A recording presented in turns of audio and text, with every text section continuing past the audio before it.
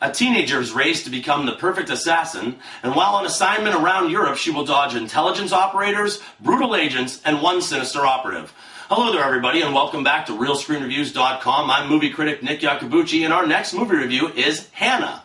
This action, adventure, and thriller opened on Friday, April 8th, 2011, and it features in the title role young and extremely talented actress Saoirse, I'm butchering this one, Saoirse Ronan, and joining her on screen are Academy Award winner Cate Blanchett, Bana, and the always underrated Olivia Williams, and they all have regular names.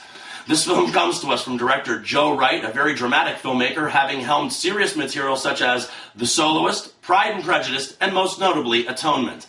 This time around, he attempts to hold on to the ever-present and thoughtful drama, but also tries to infuse it with some solid spots of action and tension. Our story begins telling us of teenager and lead character Hanna that has all the elements of a fine-tuned soldier. Fast thinking, strength, and strong will come from an upbringing by her father, who I might add is ex-CIA and has an agenda all his own for his daughter. Hanna is forced to grow up much faster than any child should when she is turned into an active operating assassin, a job once again all made possible by her Father of the Year, portrayed by Bana. Now, as our heroine makes her way through the European countryside, she not only must keep the perspective of her target in mind, but she must also evade capture from other intelligence agencies that are doing their best to make sure that some secrets stay buried. Now, this will all come to a boil as she gets closer to her mark, and before the tale ends, she will learn more about life and humanity than any of us will ever know. While people in the hands of another director, Hanna could have easily become a straight-to-video or direct-to-cable movie, but I am happy to say that thanks to director Joe Wright, this is not only a smart movie, this is one of the smartest action films to come around in years. Right from the start, it rarely gives you a moment to breathe, and the pace of this film is just fast, faster, fastest, just like a Doug Liman feature. The movie is deliberately choppy, and when you combine that with her fighting skills, it was almost as if the editing process complemented her assassin style perfectly. I did like last summer's Salt with Angelina Jolie, but I really thought that it was an extremely commercial film. This film, Hanna, was what I expected Salt to be going in, and that would be gritty, in your face, and tough as nails. Then, OMG, you have lead actress Saoirse Ronan with what could be the most beautiful eyes ever and delivers a solid and breakout star-making performance. She's like the teenage Terminator. She has a job to do, and she's going to do it.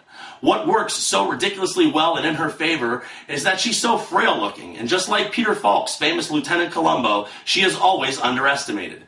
Hanna knows many cultures, many languages, and lives by the code, adapt or die, or she will do just that.